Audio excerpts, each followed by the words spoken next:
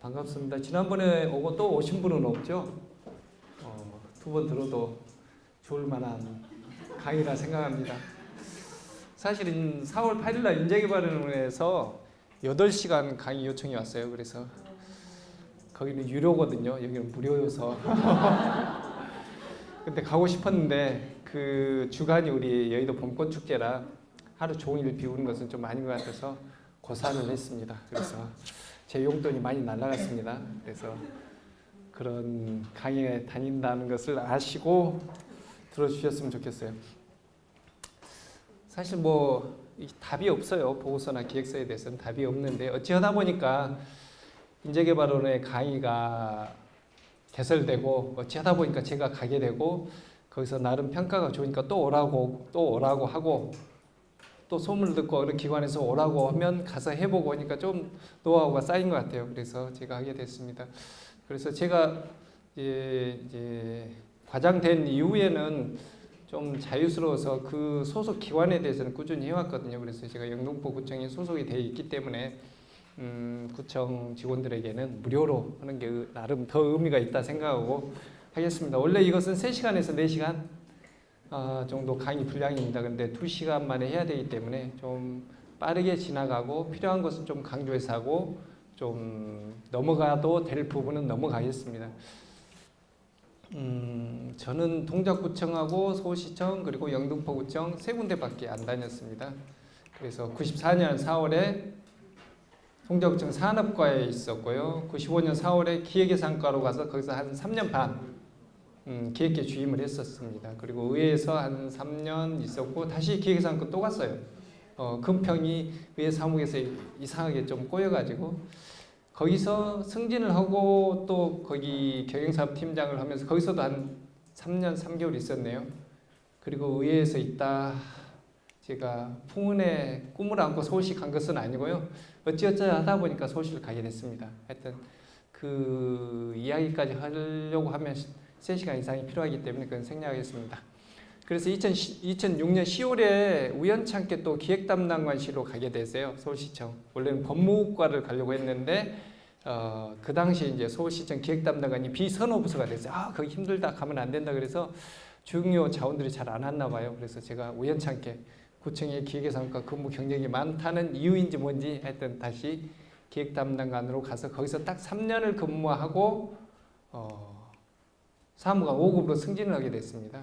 그래서 디자인 산업과에서 팀장을 하고 교육을 갔다 다시 한강의 기획예산 과장, 그러니까 시청의 기획예산 과장은 아니고 한강사업본부의 기획예산 과장, 거기는 5급이 과장이거든요. 그래서 거기서 한 1년 가까이 있다가 일부시장실로 갑자기 오세훈 시장님이 관두고 박원순 시장님이 갑자기 나타나는 바람에 얼떨결에 또 비서관으로 끌려가서 한 2년 8개월 동안 있었습니다. 그래서 그 다음에 이제 거기서 있다가 복지정책과 주무팀장으로 있다가 거기서 승진을 해서 서울시청 체육정책과장을 하다가 평가담당관을 좀 하다가 영등포구청에서 불러주셔서 작년 7월에 영등포구청으로 오게 됐습니다. 그래서 저도 이제 좀 됐죠. 그래서 국장선에서는 나름 중고참이라고 자평을 하고 있습니다. 승진하신 분이 2분 계시고 또 저보다 늦게 오신 분이 2분 오셔서 9분 중에 한 중간쯤 되는 것 같아요. 그래서 이런 경력인데 제가 이제 우연찮게 동작구의 기획예산과에서 한 6년 하면서 기획계 주임 대부분 했었거든요. 그리고 시청에 가서 기획담당관실에서 한 3년인데 제가 여기서 노하우가 많이 쌓였어요. 그리고 한강의 기획예산과 갔는데 이때 이제 저희 과장님이 되게 유명하신 분이에요. 그래서 여러분들도 나중에 누구를 만나냐에 따라서 굉장히 자기 능력이 많이 개발되는 것 같아요. 그리고 어느 부서에 근무하냐. 이때 4분의 과장님을 모셨는데 그 2분이 청와대 가셨어요. 그러니까 이명박 시장님 계실 때 굉장히 중요 부서에 계신 분이어가지고 대통령이 되니까 저희 과장으로 모셨던 분이 2분이 다 청와대 가셔서 한 분은 좀 나중에 안 좋았어요. 청와대 누군가가 있었어요. 그래서 강압으로 뭐 했다 그래가지고 수사받고 그런 분이 한 분 계시고 한 분은 이제 청와대에 나오셔서 경남도 부지사로 갔다가 지금은 국회의원이셔요. 그래서 창원에서 국회의원 나오셔서 당선된 분이 있고 그때 팀장으로 계신 분은 경상남도 뭐 창원시 이렇게 하다가 지금은 또 그분이 출마하셔서 진주시장을 하고 계셔요. 그래서 이때 그 두 분이 되게 유명하신 분이었고 지금 또 두 분이 남아 계셔요. 그분도 되게 유명하시고 일을 열심히 하신 분인데 한 분은 지금 서울시청의 기획조정실장으로 계신 분이 그분이 저하고 한 9개월 정도 있고 경제진흥실장으로 계신 분이 또 한 1년 정도 있었어요. 그래서 그분들하고도 하면서 많이 배웠고 한강의 기획예산과장은 지금 중랑구청장으로 계시는 우리 서울시 행정 일부시장님 하시다가 2년 하시다가 중랑구에 부름을 받고 거기 구청장으로 나가신 류경기 구청장님 계시거든요. 그분도 엄청 제가 이제 5분에게 많은 영향을 받았는데 최고 에이스는 중랑구청장이지 않나 생각이 들어요. 그러니까 그 에이스라고 표현을 해야 되는지 어쩐지 모르겠어요. 제 입장에서는 일을 제일 편하게 했고 확실하게 했고 그리고 신속하게 했고 그런 분이에요. 그래서 일을 명확하게 지시를 하고 되게 이해도가 빨라요. 무슨 공청회나 이런 걸 하게 되면 핵심을 정말 잘 집어서 꼭 필요한 것만 다시 물어보시고 지시를 하시거든요. 그분은 또 잘 조시기도 해요. 공청회 보통 오면 한 30분은 발표하잖아요. 그러면 한 5분 지나면 약간 주무신 듯 하는데 주무시다 깨다 이렇게 하시는데도 한 30분 후에 나오셔서 다시 회의 전체를 주재하고 지적을 하시거나 보완 사항을 말하는 거 보면 엄청 정확하게 지적을 하셔요. 그래서 그런 분들한테 영향을 많이 받았고 지금 계신 두 분, 그다음에 중랑구청장한테 영향을 많이 받았습니다. 그래서 근데 그 여러분의 스타일이 조금씩 달라요. 그래서 저는 이 강의를 하면서 이게 내가 말한 게 100% 정답이라고 볼 수가 없어요. 제가 겪었던 중에 이렇게 해보니까 나름 전체적으로 평가가 좋았다. 윗사람이 보기에 편했다.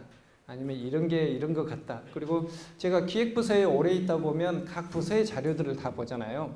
서울시는 국단위로 되기 때문에 국단위 자료들, 국단위 업무 보고서, 국단위사는 중요 뭐 종합계획서 이런 걸 볼 기회가 많고 구청에 있을 때도 뭐 총무과부터 저 치수과 아니면 보건소까지 동원 뭐 자료를 잘 안 맞으니까 그 자료를 다 볼 수 있어요. 그래서 딱 보면 비교가 되거든요. 아, 어느 부서가 좀 잘 됐네. 이게 보여. 이 부서는 아, 이러면 참 잘 만들었다. 그런 걸 많이 보다 보니까 제 나름대로 어떤 정립이 된 것 같아요. 그래서 그 강의 자료는 제가 그냥 만들었어요. 다. 제 경험을 만들었어요. 근데 교과서에 나온 것은 일부 제가 인터넷을 조회해 보아서 일부 참고했고 서울시 홈피 가면 신규 채용자 뭐 가이드북 같은데 보고서 작성 요령이 잠깐 한 2, 3페이지 나와 있어요. 그 내용도 좀 참고했고 나머지는 거의 제 경험상, 제 생각상 그런 내용을 정리했으니까 이것은 하나의 모범이라고 해야 되나 예시고 제 경험담이기 때문에 여러분께서는 이것보다 더 나은 방법이 있다, 더 좋은 게 있다 그러면 언제든지 응용을 하셔도 돼요. 그리고 저는 영등포에 온 지는 얼마 안 됐기 때문에 영등포에 일하는 스타일이나 이런 부분에 대해서는 제가 정확히 알지 못합니다. 다만 제가 동작구청에서도 12년 반, 12년 거의 13년까지 하면서 기획예산과장을 기획예산과에서 오래 근무했기 때문에 구청 사정도 나름 비슷하다 이런 상황에서 내용을 정리했습니다. 또 제 강의를 들을 필요가 있는 게 우리 청장님께서 시에서 근무다 오셨어요. 제가 이제 정부 부처 보고서나 이런 것도 간혹 보게 되는데 보고서는 시가 훨씬 나아요. 정부 부처보다 훨씬 윗사람의 보기에 편하고 내용이 정리가 잘 되고 그래서 우리 청장님이 거기에 약간의 익숙해져 있기 때문에 그런 서울시 스타일이나 아니면 좀 더 나은 보고서를 만드는 게 중요하다고 생각합니다. 여러분께서 어필을 할 수 있고 특히 팀장님이나 과장님들이 일을 잘하는지 이런 것을 어필하는 데도 도움이 되리라고 생각합니다.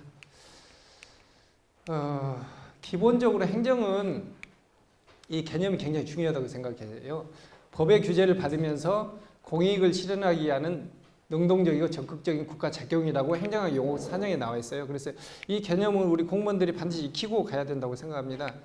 법 아래 반드시 법의 규제를 받아야 됩니다. 법대로 해야 되고 두 번째 사익이 아니라 공익을 실현하기 위해서는데 능동적이고 적극적으로 해야 된다. 과거에 되게 우리가 수동적으로 했죠. 민원 오면 민원 처리하고 그 사람들 해달라기까지 안 했거든요. 근데 행정은 기본적으로 능동적이고 적극적인 국가 작용이다. 이 일을 우리가 하는 사람들이다. 그렇게 생각하시면 될 것 같아요. 근데 또 행정은 말로 오는 게 아니에요. 말로. 구청장님은 말로 해요.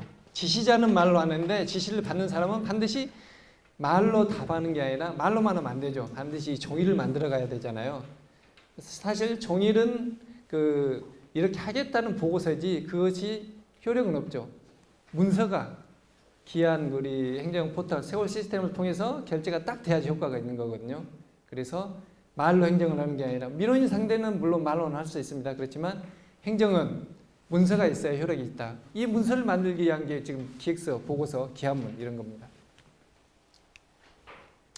근데 문서는 본인이 작성하지만 개인의 의견이 아닙니다. 결제가 딱 나는 순간 과장 전결을 했지만 이것은 과장 의견이 아니고 본인 의견도 아니고 우리 기관 영등포 구의 의견이 되는 겁니다. 그래서 혼자 다 할 수 없기 때문에 위임하기도 하고 정결 규정에 따라서 과장 전결로 끝나는 것도 있고 팀장 전결로 끝나는 것도 있고 이렇게 진행하게 됩니다.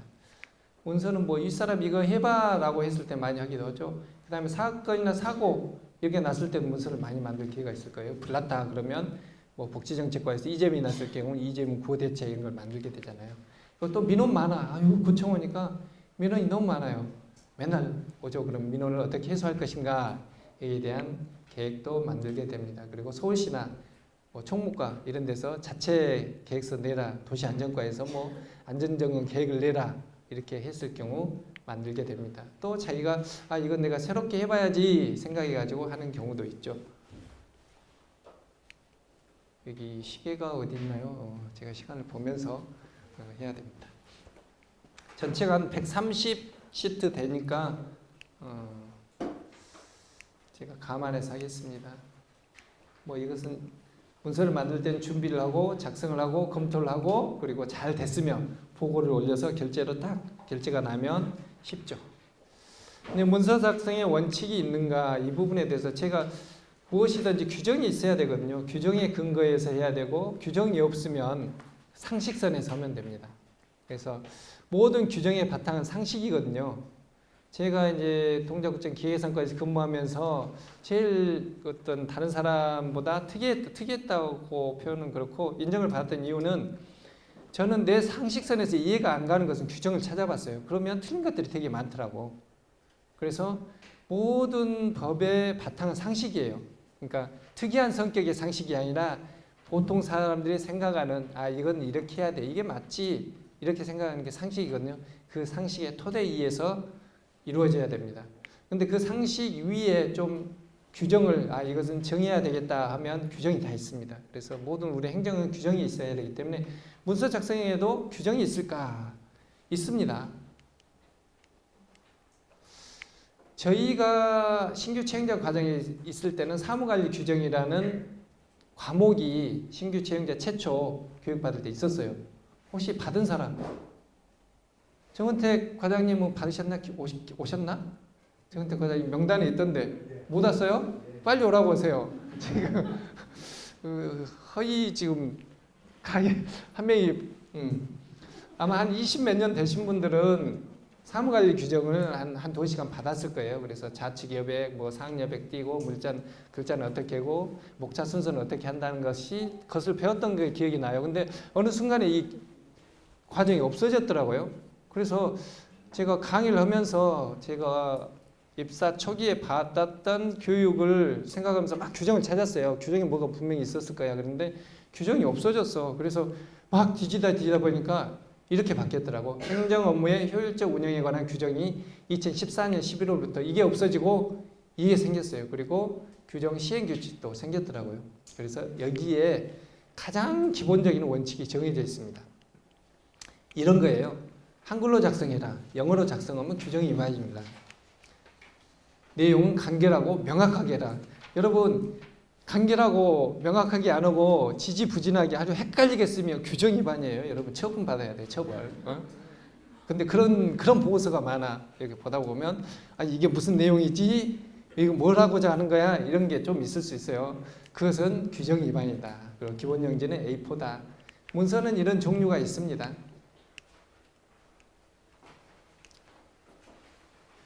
조금 인식 속도가 조금 느리네요. 문서는 결재권자가 결재할 시, 그 다음에 효력은 도달할 시 효력이 발생합니다. 결재를 하면 효력이 있는 거예요. 아무리 결제는 자기 결제한다 그래서 효력 발생하는 게 아니 성립되는 게 아니고 최종 결제권자의 결제가 있으면 딱 성립을 합니다. 그리고 누구에게 보내야 된다 그러면 그분에게 도달시. 그래서 영장을 그때 나쁜 놈이 있어도 영장을 발부하잖아요. 체포를 해야 되는데 이 사람한테 영장 발부 이게 도달해야지 효과가 있는 거예요. 그래서 영장을 발부한다 그러면 도망가잖아요. 해외로. 그 사람에게 영장 이게 도달하지 않으면 아직까지 효력이 없는 거예요. 그래서 대부분의 범죄자들이 막 도망가려고 그들 숨으려고 많이 하는 이유가 이 도달주의 때문에 그래요. 도달주의. 그리고 날짜는 이렇게 한다. 시부는 24시각제를 하되 특별한 사유가 있을 때는 다른 방법으로 표시가 가능하다. 이런 부기가 달린 이유는 특별한 사유가 있다는 뜻이에요. 예를 들어서 어르신들은 24시각제에 익숙하지 않거든요. 그러니까 어른들한테 뭐 경로당에 문서 보내려고 하면 24시각제보다는 뭐 경로당 연합회 회장들 모임이 있다 그러면 오후 17시에 모이라 이렇게 할 게 아니라 아니 17시에 모이라 할 게 아니라 오후 5시에 모이시라 해야지 훨씬 이해가 빠르기 때문에 이런 조항을 넣은 겁니다. 그래서 그때그때 응용을 해야 된다 이런 뜻입니다. 금액은 어떻게 하는 것은 여러분들이 이것도 원칙이 있는데 윗사람들이 그렇게 했으니까 이렇게 해야지 그게 아니라 원칙이 이것이구나 그걸 알고 하면 훨씬 더 낫습니다. 아이고 강의를 벌써 끝내다니 명강사네요. 오늘 청렴 강의도 빨리 끝내야지 명강사라는데.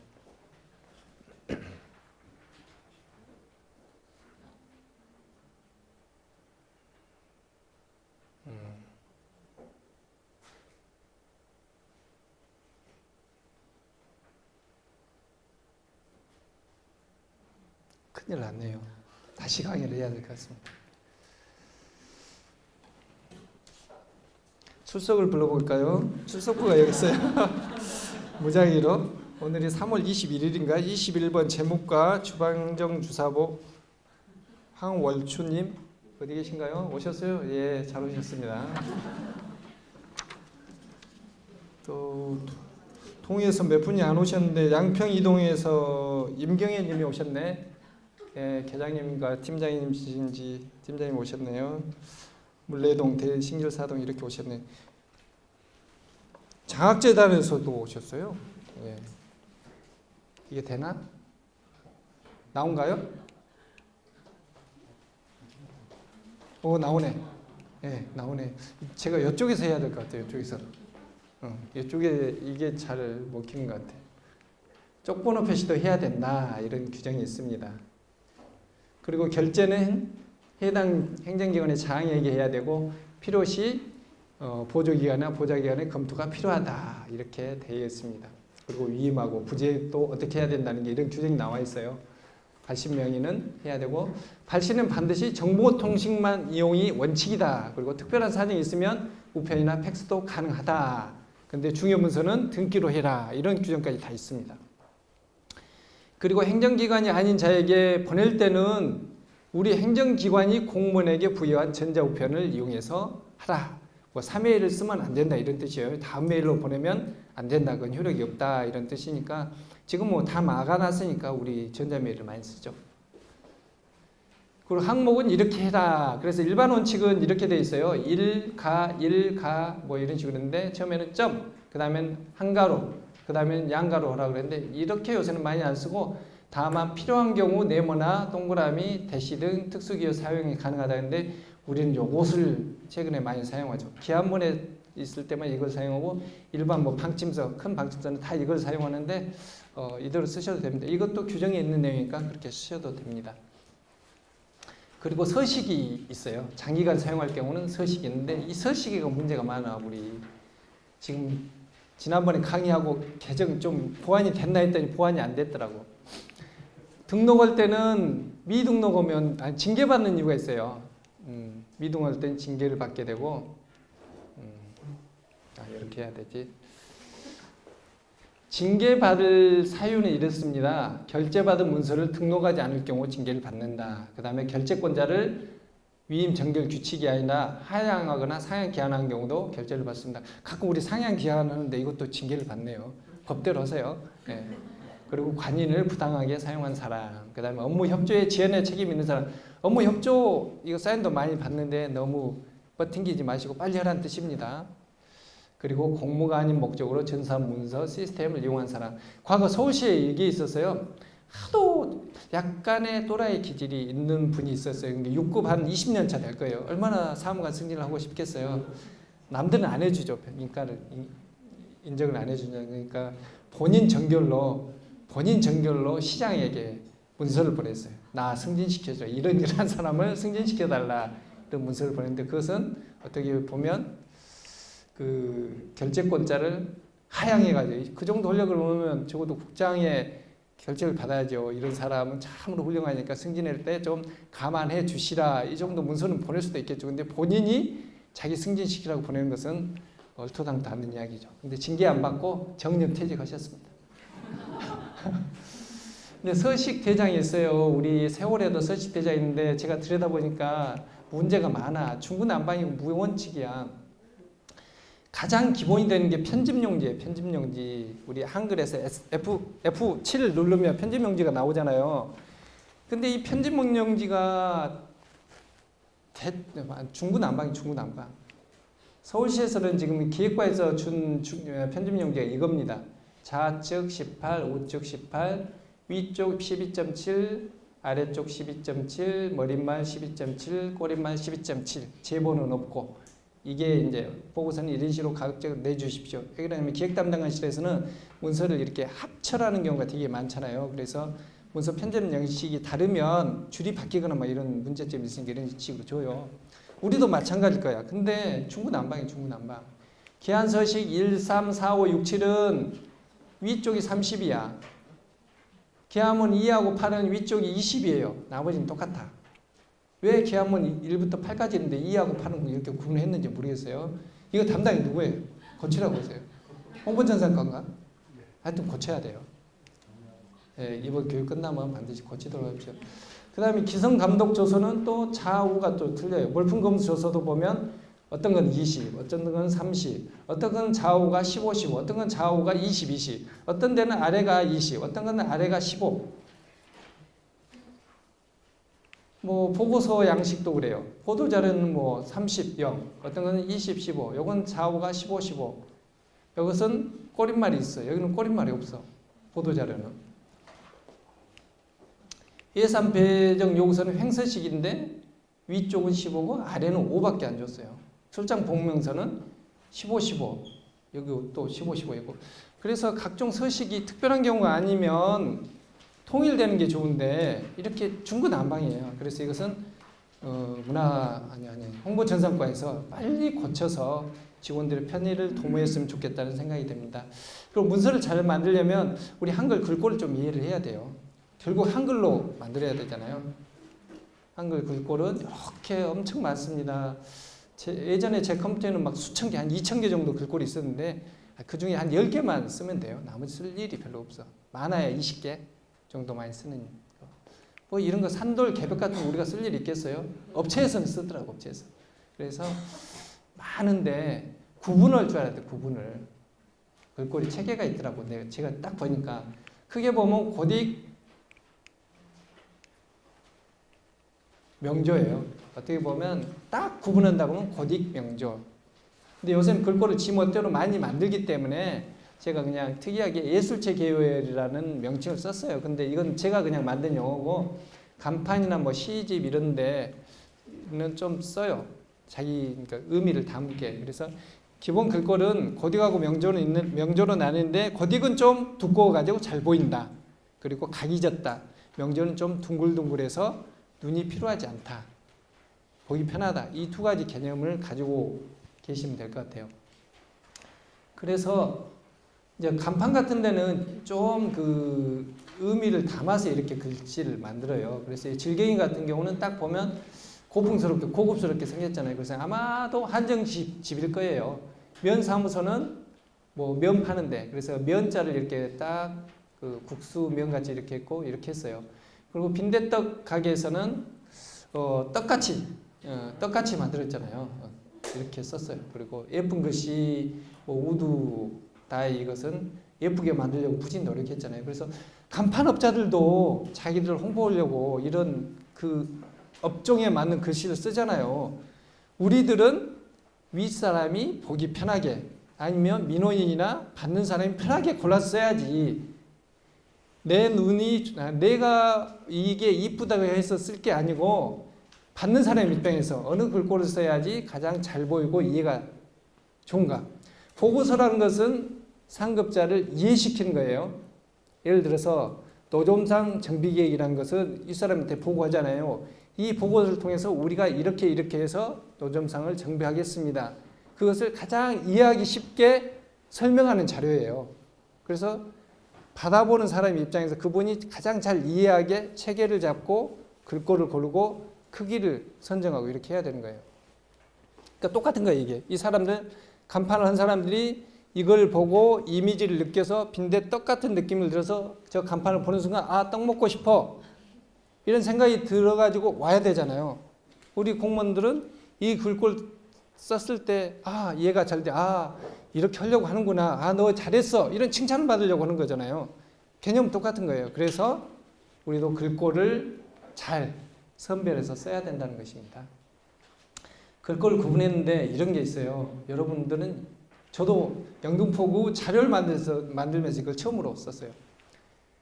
지금 우리가 많이 쓰는 신명 경고대, 신명 태고대, 신명 중고대 이것들은 여기 신명 문명전은 다른데 글자 크기 20이거든요. 이것들은 다 크기가 똑같아요. 똑같죠? 여기서부터 여기까지는 정확히 맞잖아요. 근데 똑같은 20인데 헤드라인은 좀 더 크잖아요. 그리고 이건 한강체나 남산체는 작아요. 폭이. 이런 게 있습니다. 그래서 저는 이 계열을 쓰려면 이 계열을 다 쓰고 이 계열을 쓰려면 이 계열에서 가끔 쓰는 게 좋다고 생각돼요. 그리고 이 글꼴하고 이 글꼴하고 차이가 또 있어요. 이 글꼴들은 이 상태에서 진하게를 누르면 옆으로 퍼져요. 약간 옆으로 늘어나요. 근데 이 글꼴들은 진하게 해도 그냥 그 상태에서 진하게 되지 글자가 두꺼워지지 옆으로는 안 퍼져요. 이런 특성이 있습니다. 저도 깜짝 놀랐어요. 이걸 하면서. 그리고 가끔 예전에 서울시에서 서울 한강체하고 남산체를 쓰라고 해가지고 아직도 남아있어요. 우리 기한 서식에나. 그래서 한강체나 남산체는 나름 남산체는 별로고 한강체는 약간 부드러운 면이 있어서 쓰고 싶을 때도 있어요. 근데 그 단점이 이것은 글자마다 좀 폭이 조금씩 달라요. 그래서 우리가 보통 이제 한타 띄고 이제 글자가 4글자일 때, 3글자일 때, 2글자일 때 이 열을 맞추려면 4자일 때는 그대로 치면 되고 3자일 때는 한 타씩 띄잖아요. 그리고 여기 2자일 때는 4타를 띄어서 이렇게 열을 맞추는데 이건 안 맞아요. 열이. 이 띄는 게 더 긴 거예요. 그래서 약간씩 더 크잖아요. 그래서 저는 지금 서울시에서도 한강제, 남산제 안 써요. 그러니까 우리 구에 쓰지 마세요. 쓸 필요가 없어요. 굉장히 골치 아픈 그 골체예요. 맞추기, 모양 좋게 맞추기. 그러니까 한두 줄은 괜찮은데 이렇게 아래로 맞추려고 하면 굉장히 골치 아픈 글씨체니까 저는 권하지는 않습니다. 아, 또 서식을 보니까 글꼴을 너무 많이 써. 너무 많이. 우리 많이 쓰는 이게 방침서 양식이에요. 근데 여기는 제목은 신명 경고딕을 쓰라. 그랬고 영등포구는 굴림체를 썼어요. 구는 굴림체 26, 그다음 부서명은 20 썼어요. 그 다음에 사전 검토서가 있는데 여기는 또 HY 경고딕 23을 썼어요. 그리고 중간에 뭐 이것을 했는데 HY 신명조를 썼어. 그 다음에 중간에 보니까 또 한강체가 어찌하다 보니까 들어갔어. 나 왜 들어갔는지 모르겠어. 한강체가. 중간에 약간 한강체가 들어갔어요.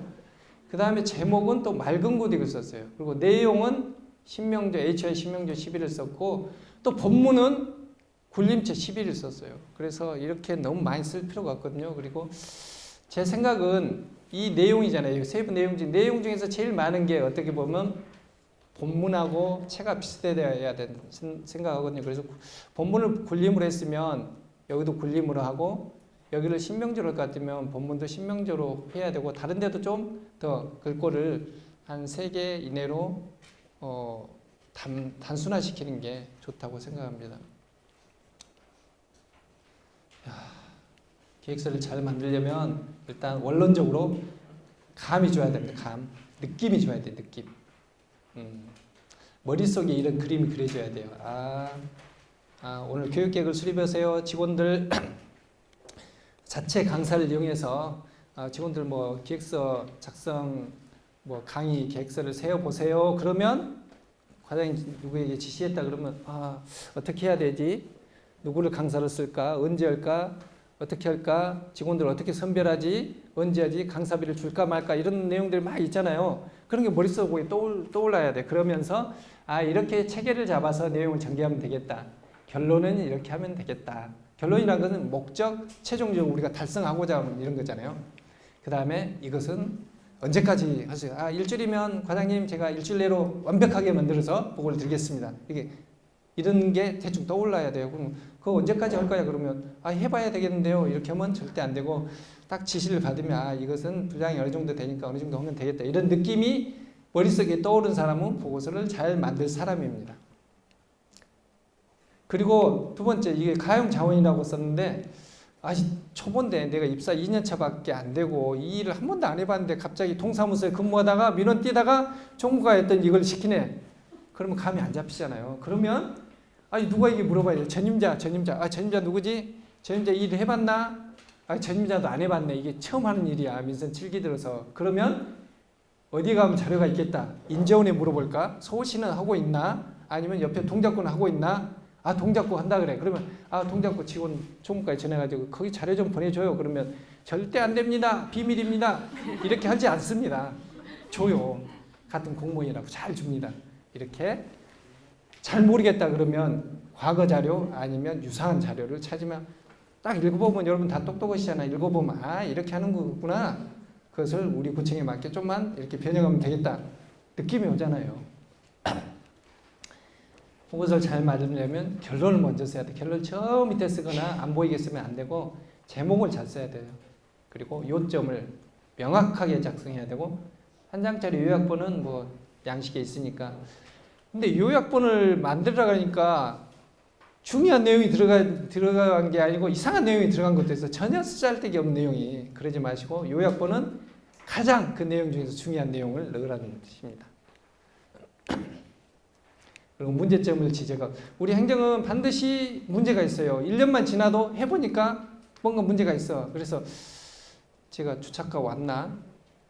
예를 들어서 우리 봄꽃축제 매년 하잖아요. 거기에 따라 불법 주차가 많으니까 주차 단속 계획도 매년 세워.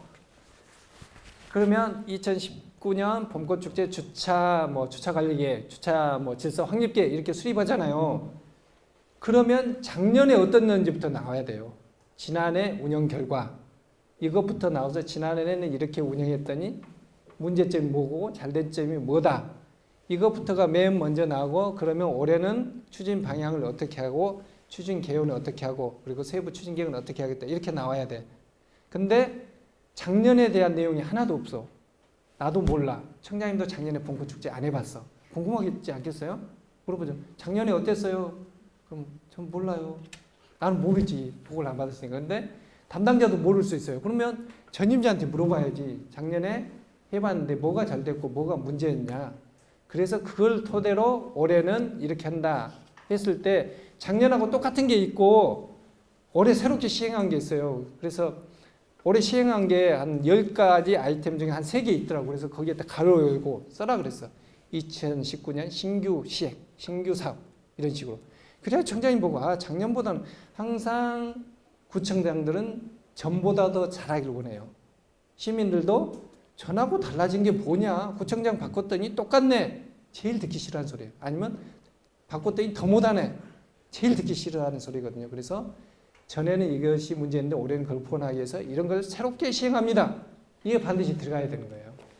문제점을 지적하고 적극 어떻게 할 것인지를 제안해야 돼요. 그리고 모든 것은 객관성과 정확성을 가져야 돼. 이 객관성이라는 것은 검증을 해봐야 돼. 검증을. 내가 이렇게 자료를 만들었는데 옆 동료한테 물어봐. 이거 보수 잘 됐어? 옆에서 이거 좀 이상한데? 무슨 소리야? 이게 맞아. 근데 이 사람이 이상하다 그러면 50명이 물어보면 그중에 25명은 이상하다 할 가능성이 높습니다. 그것은 객관성을 갖추지 못한다는 거예요. 본인의 독단적이나 주관성만 갖췄다는 거기 때문에 우리는 보통 행정은 수많은 사람들이 이해관계가 있잖아요. 그래서 객관성이라는 그 다수가 이게 맞다고 이해할 수 있는 그런 문서를 만들어야 된다는 뜻입니다. 우리 문서도 결제 라인도 그러잖아요. 이 사람 이상하다 그러면 과장한테 가면 적어도 반 이상은 너 이상하잖아. 이 부분이 이상한데 이렇게 합니다. 보통 우리가 그러잖아요. 문서를 만드는데 꺼림칙해. 근데 시간 없어. 그래서 과장 모르겠지 하고 이렇게 올라가면 꼭 그 부분을 지적해요. 그거하고 똑같은 거예요. 그래서 객관성을 갖춰라. 그리고 구체적으로 써라. 형식을 갖춰 써라. 나 형식을 갖춰서 써라. 이 말이 있어서 깜짝 놀랐어. 제가 지금 요령 8가지 이것은 인터넷에 나와 있는 자료입니다. 제가 형식을 되게 중요시 하거든요. 지나고 보니까 형식이 굉장히 중요한 것 같아요. 근데 그 일반적으로 회사에서도 형식을 갖춰 쓰라고 이렇게 되어 있습니다. 그리고 하지 말아야 될 것, 장황하고 긴 문장, 헷갈리게 하지 말라. 미사여구도 너무 쓰지 말아라. 간접적이고 모호한 표현하지 말아라. 그리고 피동문으로 쓰지 않아라. 이게 되게 소극적으로 느껴지거든요. 어쩔 수 없이 하는 느낌. 그 다음에 형용사, 부사 등 수식어 남용하지 말아라. 어려운 용어를 쓰지 말아라. 명사만 나열하지 말아라. 이해하기 어렵다 뜻입니다. 그리고 지나치게 작은 글씨체. 저도 이제 나이를 먹어가지고 10포인트, 막 12포인트, 11포인트 써면 안 보여. 막 돋보기를 갖다 써야 돼. 짜증나죠. 작은 글씨 쓰지 말란 말이 민간, 일반적인 보고서 잘 맞는 요령이 나옵니다. 그래서 포인트도 나는 눈이 좋아서 젊어서 잘 보이지만 위로 올라갈수록 좀 나이가 들어서 눈이 약하잖아요. 그래서 적정한 크기로 써주시면 됩니다. 형용사나 부사를 쓰지 말라는 것은 이게 어감이기 때문에 받아들이는 사람마다 좀 느낌이 달라요. 느낌이 다르기 때문에 형용사나 부사를 가급적 쓰지 말라고 지 멋대로 해석을 한 거예요. 46페이지. 간단히 이야기하자면 예를 들면 이런 거예요. 예전에 세월호 사건이 있을 때 나라가 난리가 났잖아요. 근데 행자부도 좀 감이 있었나 봐. 그래서 나중에 이런 상황에 공무원들 외유 나간다고 아마 비판 보도가 있을 것을 눈치를 챘는지 문서를 보냈어. 각 자치단체한테 가급적 해외여행을 자제하여 주시기 바랍니다. 가급적 자제. 이 개념의 한계가 뭘까요? 가급적은 뭐야? 50%만 가라는 뜻인가? 자제한다. 나는 자제력이 높으니까 한 80% 안 가고, 서울시는 자제력이 높으니까 80% 안 가고, 영등포구는 자제력 없어. 해외여행 가고 싶어. 그러면 90% 가고. 이런 건가요? 결국 부산에서 사단이 났어. 그때 제가 부시장실 비서관으로 했었는데 서울시는 자체회의를 했어요. 이걸 어떻게 할까? 해외여행도 불가피하게 가야 될 곳이 있잖아요. 그래서 기준을 정한 게 서울시에서는 비행기 티켓팅이 된 것, 그 다음에 해외 기관과 이미 선약이 된 것, 이것만 2가지를 충족된 데만 가고 나머지는 다 취소. 이렇게 기준을 내려서 시행을 했거든요. 근데 보도는 부산에서 났어요. 그래서 서울시에서도 이제 나간 사람들 꽤 있었는데 부산인가 어디서 나가지고 이 판국에 국민 수백 명이 그렇게 큰 어려움을 당했는데 공무원들은 나가서 논다 이런 보도가 크게 났어요. 제가 행자부에서 기준을 명확하게 자치단체 시달을 했다 그러면 기자가 그렇게 강한 어조로 쓰지는 못했을 거예요. 불가피하게 이런 경우만 했기 때문에. 근데 행자부에서 우리들은 문서 보냈어. 니들이 알아서 해. 판단해서 해. 물론 판단해서 하기 어려운 경우도 있어요. 각 자치단체마다 사정이 다르기 때문에 행자부에서 기준을 명확하게 세세하게 해주기 어려운 것은 있을지 몰라도 어느 정도 기준을 정해줘야 된다는 말이죠. 우리도 똑같아요. 애매모호하게 국민한테 보내면 국민들이 나중에 항의하는 경우가 있어요. 나 이번에 연말에 10만 원씩 있고 선물 준다고 했는데 왜 나는 해당이 안 되냐. 우리가 기준을 애매하게 하면 이런 식으로 그런 사람들이 항의를 할 수 있다는 뜻입니다. 그리고 이거는 서울시 신규 채용자, 신규 직원들의 가이드에 있는 보호자성 요령의 가이드에 있는 내용을 좀 발췌했는데요. 용어를 잘 선택을 합니다. 보고받는 입장에서 쓸 때 보고받는 자가 확신을 가질 수 있도록 써라. 추가적인 설명이 없어도 이해가 가능하도록. 이게 되게 중요합니다. 거기에 한 줄을 썼는데 이것 가지고 이해가 안 돼. 나는 내용을 많이 아니까 이렇게 써도 아는데 처음 보고받는 내가 그 내용을 잘 모르는 상태에서 보고를 받아도 이해할 수 있어야 돼요. 그래서 추가 설명이 필요하다 그러면 대시를 붙여가지고 추가 설명을 써줘야 된다는 뜻입니다. 그리고 특색 없는 일상적인 표현은 지양하라. 내실화. 이 내실화가 뭔지 모르겠어요. 저도. 애매모호한 거 쓰지 말라. 이런 뜻이 있습니다. 그 다음에 긍정적인 용어를 써라 이렇게 됐습니다. 호감이 가고 성실성 있게 표현하라. 과장되지 않고 진실되게 표현하라. 서울시 어떤 국장들은 여기까지 쓰는데 이 각 줄마다 너의 혼을 담아라. 너 혼이 담겨있냐? 이렇게 한 사람도 있어요.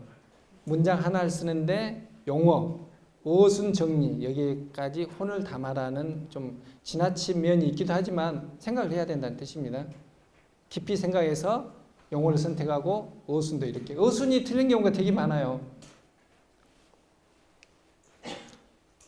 그리고 간결하고 함축적인 용어를 쓰라 이렇게 됐습니다. 그리고 실증적인 데이터를 제시하는 게 되게 중요하거든요. 특히 국민들한테 언론 보도자료 할 때는 두리뭉실하게 내실화를 기하고 있습니다. 이런 건 필요 없고 뭐 생산이 대폭 증가했습니다. 대폭이 뭐냐? 25%냐? 35%냐? 그 데이터가 정확히 있어야 된다는 뜻입니다. 그리고 한 문장에 한 메시지만 세 줄 초과를 하지 말라. 한 문장에 한 메시지. 그러니까 문장에 너무 많은 내용을 담으려고 하지 마세요. 그러니까 간명하게 이건 이렇습니다.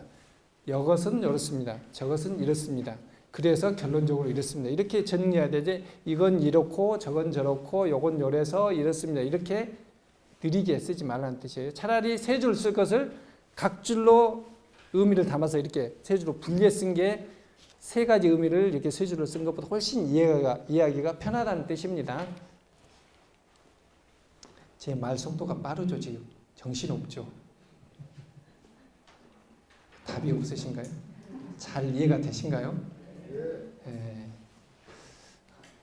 빨리 따라오시기 바랍니다. 그리고 논리를 정연하게 구사해야 돼요. 이건 논리 싸움일 때가 되게 많거든요. 특별히 민원인과의 할 때는 논리 전개가 되게 중요해요. 민원인들이 그 앞에서는 막 빡빡 자기를 우겨도 나중에 집에 가서는 내가 잘못했다고 느껴요. 우리가 논리적으로 정연하게 이렇게 대응을 하면. 그래서 다음에 말이 안 되는 소리를 한다고 하면 다음에 또 찾아오는데 아, 저 사람 말이 맞아 이렇게 느끼면 민원인이 두 번 올 걸 한 번밖에 오지 않습니다. 그래서 논리력을 갖추는 게 굉장히 중요해요. 그래서 제목과 목차만으로 이해할 수 있게 기승전결의 논리로 해라. 그리고 중복 및 중언, 부언 금지. 유사한 내용은 말만 바꿔 설명 금지. 근데 이게 많아. 이따 제가 예시를 들어줄게요. 아니 여기서도 그 내용 나오고 여기서도 그 내용 나오고 또 지나면 다음 페이지도 또 그 내용이 똑같이 나와. 이따 제가 예시를 들어줄게요. 근데 우리가 프로그램을 잘 만들려면 윗사람의 의지를 명확히 파악해야 돼요. 그래서 그 지시를 받을 때 정확히 그 사람의 의사를 파악해야 돼요. 그래야지 파악할 때 왜 하려고 하는지, 목적이 뭔지, 어떻게 하려고 하는지 그것을 알 수가 있습니다. 그래서 그 수명을 잘 받아야지 우리가 딴 일을 안 해. 엉뚱하게 알아들으면 이렇게 해갔는데 그게 아니잖아. 뭐 내가 3일 동안 한 게 완전히 무효가 되잖아요. 그럼 나도 피곤하고 윗사람도 성질나. 나는 더 성질나겠지. 이런 사람이 윗사람보다는. 그래서 잘 물어봐야 된다. 근데 윗사람들은 설명력이 달라요. 좀씩. 잘 가르쳐 주신 분이 있어요. 제일 잘 알려주신 분이 제가 말씀드린 한강사업본부에 있을 때 그 류경기 현재 중랑구청장님은 시장님께 갔다가 오면 저한테 이제 보고 자료를 만들어야 되잖아요. 그러면 우리 조그만 메모지 있잖아요. A4 반 정도 하는 메모지를 딱 들면서 본인이 목차를 이렇게 대충 적으셔요. 이것에 대해서 이렇게 한번 써봐. 그리고 또 이 페이지 되면 이렇게 정리해봐라. 이렇게 아주 간명하게 개략적인 골격을 잡아주셔요. 그런 분이 여러분의 상사라 그러면 아주 일하기 편하겠죠. 거기다 살을 채우고 좀 근데 개략적으로 이 사람이 지시할 때도 100% 그대로 하면 안 돼요. 내용을 전개하다 보면 순서를 바꿔야 될 것도 있고 아니면 용어를 바꿔야 될 것도 있고 더 추가할 것도 있고 이런 식으로 기본적으로 그 사람의 의도를 알아서 우리 나름의 결합을 해야 된다는 거죠.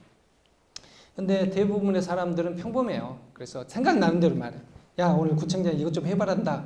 그러면 질문을 해봐야지. 아니 구청장이 왜요? 현장 갔더니 민원인이 여기를 해라 그랬어요. 이렇게 물어봐야 돼요. 근데 우리 직원들은 과장님 어려워가지고 네 우리 저도 그래요. 가끔 우리 젊은 직원이 보고 왔을 때 이거 좀 이상하지 않아? 그럼 네. 이걸 이렇게 보고 네. 아니, 내 말이 맞아? 네. 이렇게.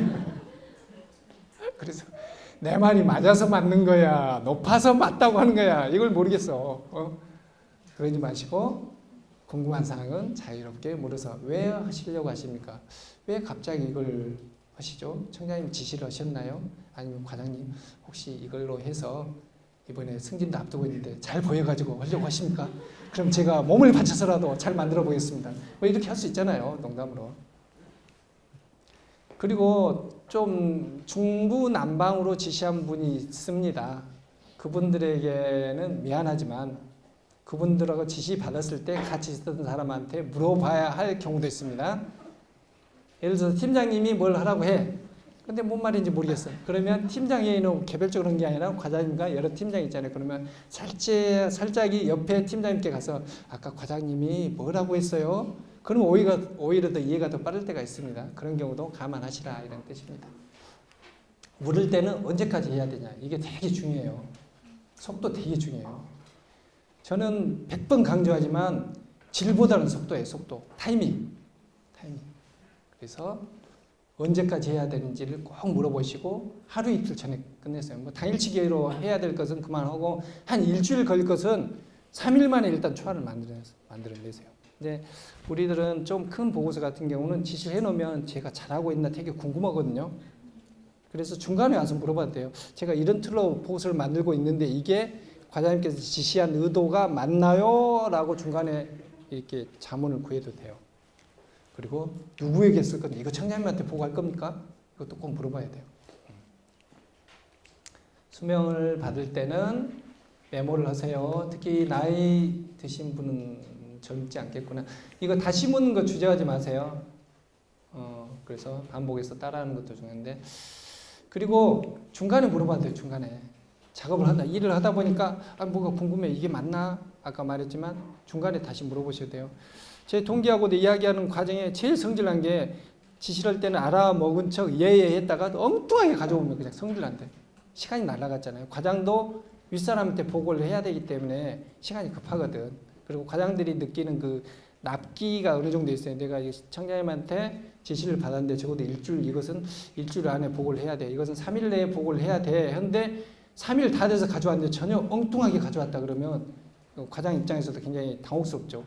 잘못하면 나중에 과장 청장님 너무 늦었다고 혼낼 것 같은데 이런 거 있기 때문에 반드시 중간에 물어보셔서 그 과장님이 지시한 의도대로 보고서가 만들어지도록 해야 됩니다. 기한문은 뭐 너무 쉬워. 이건 뭐 공무원이 될 거예요. 앞에 건 빼고 옛날 서식은 이랬는데 지금은 바뀌었습니다. 그래서 이렇게 이게 들여쓰기 방식으로 해서 제목 앞으로 예전에는 뭐 여기 앞으로에서부터 시작되겠는데 이렇게 바뀐 게 참 잘 됐다고 생각해요. 제가 이것을 제안하려다가 말았습니다. 그래서 기본적으로 근데 제일 저는 지금 우리 아래쪽에 발신명이나 이런 게 많아가지고 이 본문 쓸 내용이 너무 칸이 좁더라고. 그래서 한 장에 쓰기가 되게 어려운 면이 있는데 기본적으로 이제 여기도 보면 뒤에도 나겠지만 문서에는 위계가 있어요. 위계. 그러니까 큰 단락을 보면 1단락, 2단락이고 붙임이 3단락이잖아요. 그래서 이 단락 사이는 간격이 똑같고 그 다음에 1단락하고 3단락은 한 줄짜리니까 별로 안 돼. 근데 2단락 같은 경우는 세부 목차가 또 있어요. 이건 가, 나, 다, 라가 또 세부 목차예요. 그래서 이 큰 단락 사이의 간격이 좀 띄워주는 게 좋고 이 세부 내용 중에서도 여기서도 조금씩 띄워주는 게 좋아요.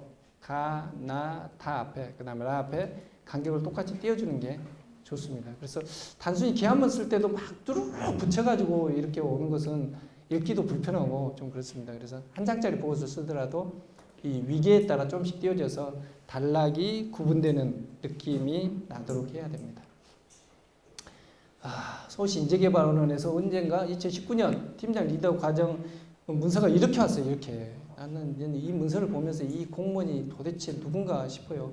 근데 우리 양식에 글꼴이 이상하게 나오게 된 게 있어요. 우리가 보통 문서를 작성하게 되면 여기서 이건 자동으로 입력되는 거고 여기다 쓰잖아요. 근데 여기 처음에 입력된 글꼴이 잘못된 게 있어. 예를 들어 글꼴 크기가 뭐 9, 그 다음에 이상한 글꼴이 기본 설정된 게 있어요. 그래서 이 사람 같은 경우는 그냥 그대로 치다가 보니까 아유 이거 너무 글씨가 작네가지고 여기서부터는 바꾼 것 같아요. 그래서 여기는 내어쓰기를 안 했어. 그대로 여기까지 와서 또 여기서부터는 내어쓰기를 했어요. 글꼴이 달라 또. 이 글꼴도 다르고 크기도 다르고. 그 다음에 이 한자 넘어갔는데 이렇게 그냥 요거 줄여가지고 했으면 좋겠는데 또 이거 세 자 넘어갔는데 이렇게 해놨어. 그래서 그냥 이렇게는 안 하죠. 이거 이쪽으로 붙이는데 3초면 돼요. 3초. 이 문서를 통해 보낸다 그러면 수십 명이 볼 건데 이렇게 오른쪽으로 갔다가 여기까지 와야 되잖아요. 눈이 안 돼요 이게. 그래서 이런 식으로 만들지 말라. 그리고 혹시 설정이 잘못되어 있으면 여기서부터 여기까지 범위를 설정해서 통일된 글꼴을 쓰시라. 이런 뜻입니다. 폼이 좋아야 돼요. 이것은 예시를 드는 건데, 그러니까 원래는 이 오토바이 사람이 아닐 거예요. 근데 서당 선생님인지 누군지 모르겠는데 어떤 친구가 심심하니까 학교에서 이 오토바이를 그렸더니 오토바이 카레이서로 바뀌었어요. 이것도 약간 글러브하고 모자 씌우고 뭐 여기 색깔을 바꿔가지고 야구 선수로 만드는데 폼이 이런 느낌이거든요. 똑같은 문서라 하더라도 글꼴 바꾸고 체계 바꾸고 좀 뭐를 바꾸면 전혀 다른 느낌이 나요. 그러니까 예전에 제가 이제 동작구청 기획성과 근무할 때 구청장이 시에 가서 보고하는 자료는 다 제가 재편집을 했잖아요. 근데 재편집할 때 다른 거 없어요. 체계를 잡아서 글꼴 좀 바꾸고 그 다음에 어투나 이걸 좀 바꾸거든요. 그러니까 바꾸는 양은 30%가 안 돼. 근데 바뀌는 느낌은 70%, 80%, 100% 바뀌는 느낌이 들거든요. 이 폼이란 게 그런 뜻이거든요. 그래서 아까도 말씀드렸던 목적은 윗사람이 잘 이해하기예요. 잘 이해하기 위해서 폼을 잘 써야 된다. 폼을 잘 바꾸면 정말 멋진 보고서가 된다. 이런 뜻입니다. 보고자가 이해하기 쉬워요. 그리고 윗사람들 엄청 바빠. 청장님 바쁘잖아요. 우리 과장님, 우리 여러분들은 보고 잘 안 들어가는구나. 청장님 바빠. 막 과장들이 줄 서 있어. 그래서 빨리 보고를 받아야 하는데 이렇게 와서 설명을 하는데 문서가 이해가 안 가. 얼마나 짜증나겠어요. 보고자 시간 없어요. 그리고 보고서를 많이 봐야 돼. 여러분 하나 문서만 보지만 청장님은 하루에도 수십 개 부서의 문서를 계속 봐야 돼. 피곤해요. 그래서 이해하기 쉽게 만들어야 된다는 뜻입니다. 그 이해가 안 가면 질문이 나와요. 질문 여러분. 질문은 답하기 어려워. 아유 오늘 구의했는데 질문을 엉뚱한 걸 해버리니까 제가 답할 수가 없더라고. 청장님도 그러거든요. 청장님이 그 문서에 대해서만 질문하는 게 아니라 그 문서와 관련된 본인이 들었던 것을 질문하는 경우가 있거든요. 그럼 과장들도 쉽사리 그걸 잘 모르는 상태가 많거든요. 근데 그 질문의 유발점은 문서가 이해가 안 갈 때 이게 한 80% 돼요. 그렇기 때문에 문서를 잘 만들어야 된다. 여러분들이 과장에게 보고 갈 때도 마찬가지입니다. 과거에는 엉뚱한 질문을 해가지고 직원을 혼내는 나쁜 상사들도 있었는데 요즘은 그러진 않을 겁니다. 그리고 보고서를 잘 만들면 보고자의 인상과 되게 결부돼요. 아이고 지치네. 5분만 쉽시다. 5분 쉬어도 될 것 같아요. 5분만 좀 쉬었다 하겠습니다.